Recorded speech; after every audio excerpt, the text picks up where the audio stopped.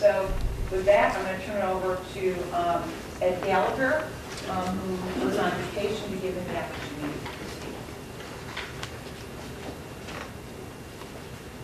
Thank you, Mayor. Thank you, committee, to allow me to go ahead and make a short presentation to you about the service department and what we've been doing and how we've been trying to control things. Just to let you know, I just got back from Ireland, and you know, to let you know, the rest of the world is facing the same things we are. The same exact problems as far as banking, housing, and unemployment are the same situations they have there. So again, we're not alone, but it doesn't make us feel any better. But just to let you know, we're not alone. Over the past couple of months, many numbers and percentages have been put out, which I believe to be incorrect, and I'd like to give you some actual numbers. These numbers come out of our budget books that are actuals that Joe provides each department head after the audits are done on a yearly basis. And I believe the service department has done a really good job over the past 7 years. And I'd like to give you some of the items, and I'd like to start with the wages and salaries in our department. The total union contract over the last 8 years has increased by 24.5%.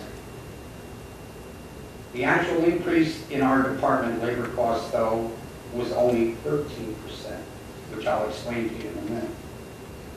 Our contractual services, materials, supplies, and other charges have had an increase of 4% between 2003 and 2010 budget.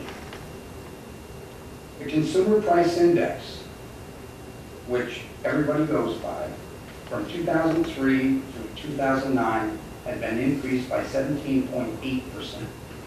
So I really think that we've done a fairly decent job in staying within the guidelines of that aspect. As was provided to all the council members prior to our meetings on budget in March, I provided some of the accomplishments which the service department in the past years of our taking over, which were accomplished, and which the service department continuously looks for reductions in costs to maintain or increase services.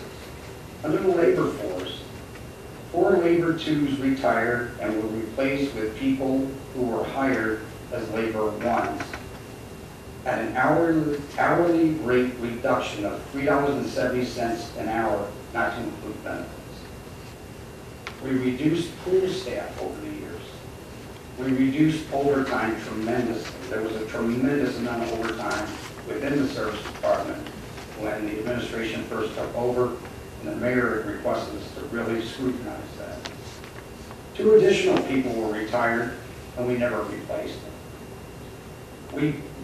With our union contract, we've got the right to move our personnel to various positions, and which reduces our labor costs. We replaced the contracted part-time arborist with a permanent part-time certified arborist who is able to do additional tasks, which means that he does the arborist work, but he also does other labor tasks, which saved us in 2009 $12,000.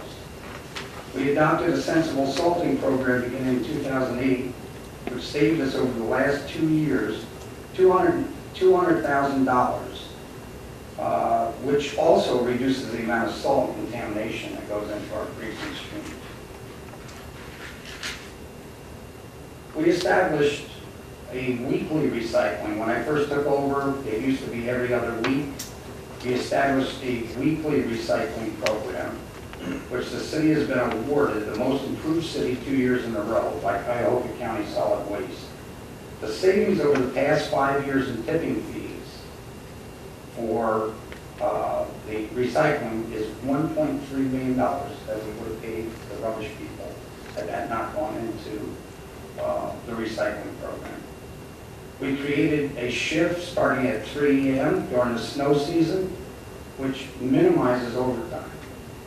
When I first started, we had 5-man crews on the trucks working basically almost 24 hours a day. With a sensible salting program, we no longer salt between the hours of 11 and 3 a.m. because it's foolish. It's a waste of time and money. So we created a shift at 3 a.m., and these gentlemen are paid straight time from that period of time to put their 8-hour shift in. So there is no overtime unless there's a major storm. We began the yard waste program in 2009, which saved us over $60,000 in tipping fees, which would have gone again to the rubbish company. We do not have a total as of yet for this year, but I can assure you what we've done through this year will be, again, a larger number than what we have. These are only a few accomplishments that the department's managerial staff have accomplished, and we can provide many more of these. I believe we are prudent in spending the residents' tax dollars, as I and approximately 50% of the service department staff are residents of the city. I'd be happy to meet with any council members that would like to